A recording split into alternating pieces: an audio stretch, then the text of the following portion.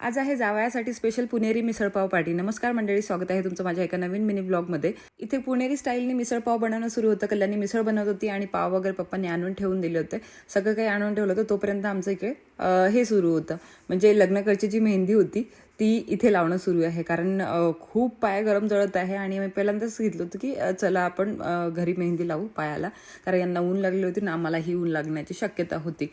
दीपाली आणि कल्याणीने मिसळपाव बनवलं तोपर्यंत आमचं मस्त गप्पा गोष्टी सुरू होत्या आणि नंतर मग आम्ही मिसळपाव खाऊन घेतला आणि दुपारची वेळ झाली चहाची। माहेरी आल्यानंतर तर असं वाटतं की कोणत्या तरी रिसॉर्टला झालेलं आहोत। आपल्या म्हणजे सगळं काही आयतं मिळतं, आपल्या समोर आणतात आणि आपण फक्त खाण्याचं काम करायचं। म्हणून 1-2 kg वेट गेन करून येते तिकडनं आल्यानंतर। मुन्ना आणि कल्याणीला आज जायचं होतं पुण्याला, त्यांची तयारी सुरू होती आणि ते अर्धा तास लेट झाले होते, म्हणून त्यांची घाई सुरू होती इथे। घरची गाडी असल्यामुळे आपण त्या गाडीला थांबवून ठेवू शकतो, पण आपल्यामुळे दुसरे लेट होतात म्हणून ते टेन्शनमध्ये आलेले होते, म्हणून ते घाईघाईत सगळं काही आटपत होते। तसं आमचं पण ठरलं होतं की मुन्ना निघून गेल्यानंतर आम्ही पण निघून जाऊ, पण घरच्यांनी इतका फोर्स केला की आम्हाला आजच्या दिवस थांबावंच लागलं।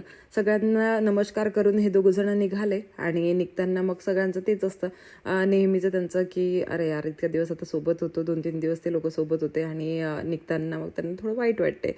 आणि मेहू दिसत नसेल तुम्हाला तर मेहू आधीच तिच्या आजीसोबत अमरावतीला निघून गेली होती लग्नामधूनच। हे त्यांना ट्रॅव्हल्सपर्यंत सोडवायला गेले आणि कल्याणीला एकदमच लक्षात आलं की साखर आंबा मी घेतला नाही आणि साखर आंबा पॅक करायला आणखी वेळ झाला असता, आणखी गाडी लेट झाली असती, म्हणून जी डायनिंगवरची छोटी बरणी आहे तीच तिला दिली आणि 8 दिवसात ती परत येणारच आहे। आणखी एक लग्न आहे मावस भावाचं, त्या लग्नाचे पण ब्लॉग तुम्हाला लवकरच बघायला मिळतील आणि आणखी एन्जॉय कराल तुम्ही लग्नाचे ब्लॉग।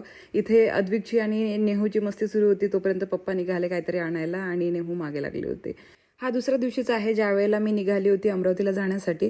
तेव्हा मग आईनी अयोध्यावरून माझ्यासाठी ही मूर्ती आणली होती, ती मला दीपालीने दिली, ओटी भरली आणि मग सगळ्यांच्या पाया पडून मी निघाले अमरावतीला जाण्यासाठी। होप तुम्हाला हा मिनी ब्लॉग आवडला असेल तर लाईक करा, शेअर करा आणि जर तुम्ही यूट्यूबला बघत असाल तर सबस्क्राईब करा चॅनलला आणि इन्स्टाला बघत असाल तर फॉलो करा। चला मग बाय बाय, टेक केअर आणि love you all, bye guys.